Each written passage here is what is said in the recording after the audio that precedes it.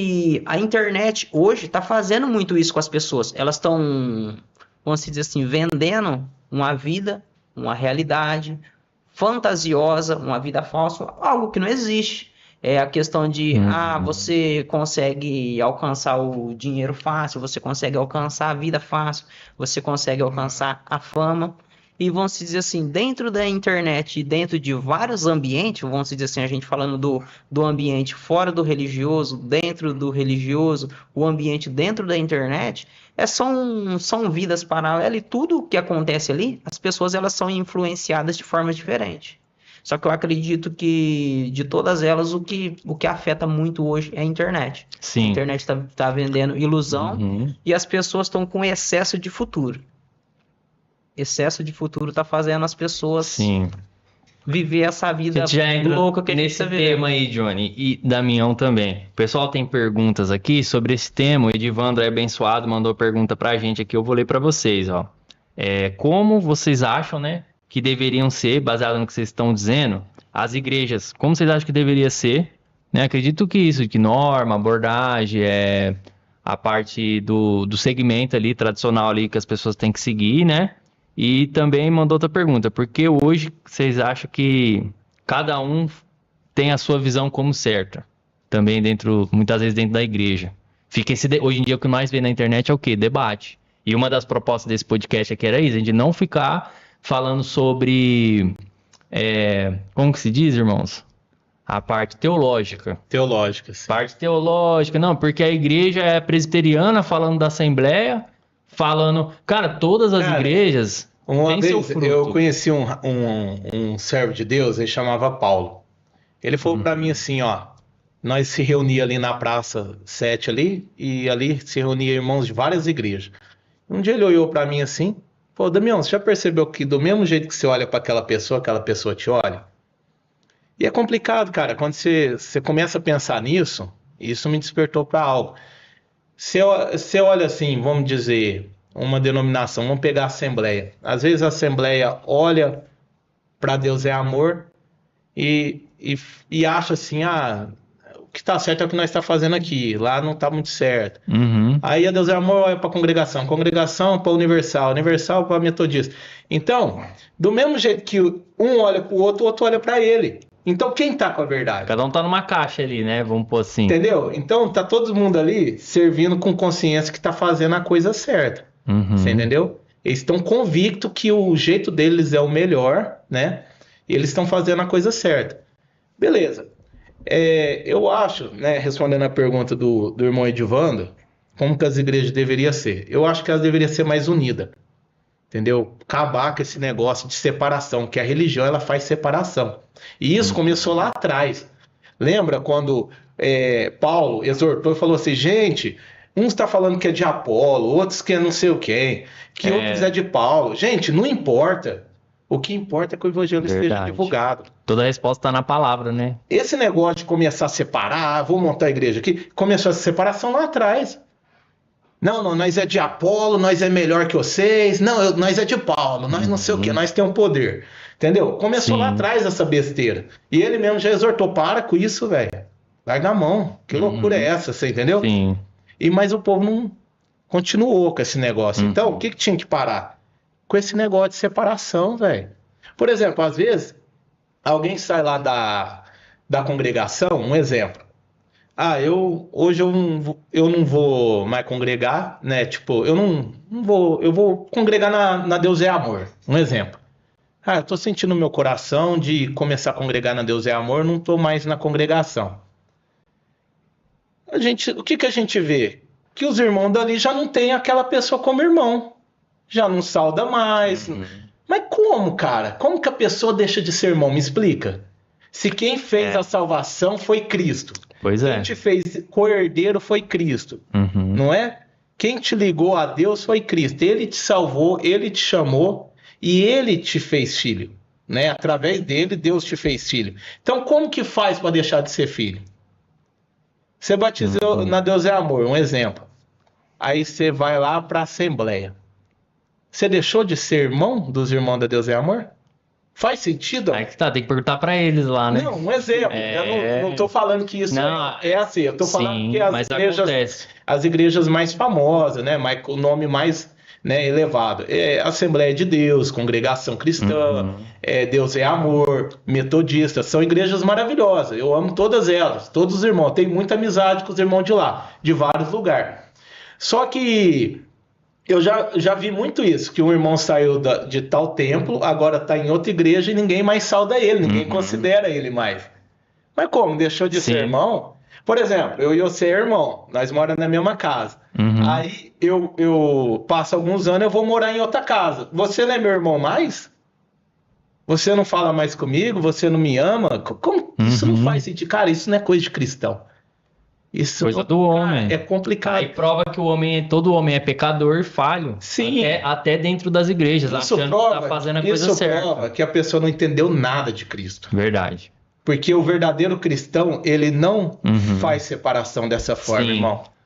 Ô Damião, a Flaviane mandou uma pergunta aqui, tem uma pergunta anterior aqui do Barraquece, a gente já lê, tá bom? Que é sobre as crianças, mas a Flaviane mandou justamente sobre o que você acabou de falar, ela mandou antes, que tá dizendo aqui, ó, quem deve julgar é Deus, correto? Porque em algumas igrejas, quando eles veem que o irmão errou em algum momento da vida, eles crucificam o irmão e diz que ele perdeu a alma. Como que eles têm total certeza? Isso é complicado, é porque eles não entenderam a obra de Cristo. É a mesma resposta. Porque se eles tivessem entendido a obra de Cristo, irmão, eles iam a primeira coisa entender, que ele falou pra gente amar uns aos outros, né? Amar a Deus acima de todas as coisas e o nosso próximo como a nós mesmos. Sim. Então, o nosso único trabalho aqui nessa terra é amar uns aos outros. Quem pode julgar e ser juiz é Deus. Sim, mas tem um ponto também, Damião, que é o seguinte, o que acontece? O que tem acontecido hoje? Antigamente, até pegando um gancho do que o Johnny estava falando, essa questão de você esbarrar ali no líder ou nesse segmento interno da igreja, que tipo, antigamente tinha muito, até hoje tem, mas antes era bem mais, não pode ter bateria na igreja, não pode calça, é mulher de um lado, homem de outro, essas coisas, muitas vezes as pessoas ficavam sufocadas e acabavam vendo depois que não era sinônimo de santidade, porque no começo quando você se converte, né, que nem vocês estavam falando, é aquela coisa, é o primeiro amor, quem tá em casa aí, que teve uma experiência com Cristo, sabe? E aí você, por ingenuidade, você quer seguir aquele líder. Fala, pô, esses irmãos que é um lugar tão bom, ó, Deus me tocou em mim aqui, usou a vida deles, e a gente passa, quem não passou por isso? Eu creio que todo novo convertido passa a seguir aquela célula, aquele líder, aqueles irmãos, aquele pastor, e confiar, a palavra deles vale ouro, né? Porque é uma linha muito tênue, porque tem até aquela passagem que fala, honra os seus profetas, confia, só que o homem às vezes acaba deturpando e colocando a palavra dele muitas vezes sem o direcionamento do Espírito Santo, que entra nessa questão. A pessoa errou, muitas vezes ela precisa de uma disciplina na palavra. Ela não pode sair fazendo o que ela quiser de qualquer jeito. Exato. Entendeu? Só que o Espírito começam a trabalhar ali uma coisa em amor, né? Não assim, às vezes eles remuneram a pessoa do lugar. Assim, eu concordo que tem que ser realinhado e avaliada a situação do que a pessoa fez, e isso cabe ao ministério. Sim. Né? Mas realinhar no amor, entendeu? Não expor, né? Não é aquele negócio fofoca. assim, agora você não faz mais parte, agora você... Entendeu? É coisa grave, velho. Tipo assim, você perdeu sua alma, porque você... cara, isso é muito grave, velho. É gravíssimo. Gravíssimo. Assim, é muito grave, velho. Isso pode custar muito caro pra quem pregou isso, velho. Com certeza. Pegando o gancho que o Damião disse... E respondendo ao que a Flaviane perguntou, a questão do, o irmão pecou, perdeu a alma, não tem mais o direito. Vamos dizer assim, antes da igreja, quem deveria ter entendido é o líder. Porque eu sigo o líder. Se eu tô dizendo, é porque o meu líder me ensinou. Você concorda? Exato. Exatamente. A igreja replica o que o líder ensina. Então, se a igreja diz, o irmão fulano perdeu a alma, é porque o líder tá passando isso para ele. Senão não diriam. Eu acredito que sim. Sim, é verdade. Eu acredito que sim. Concordo com tudo isso que você falou. Mas a pessoa também não pode ficar só no que o líder ensina. Mas, Ela tem que vir no que a palavra de Deus diz. sim, mas o que acontece com as pessoas? Às vezes elas não no, sabem, no como você contexto falou. geral.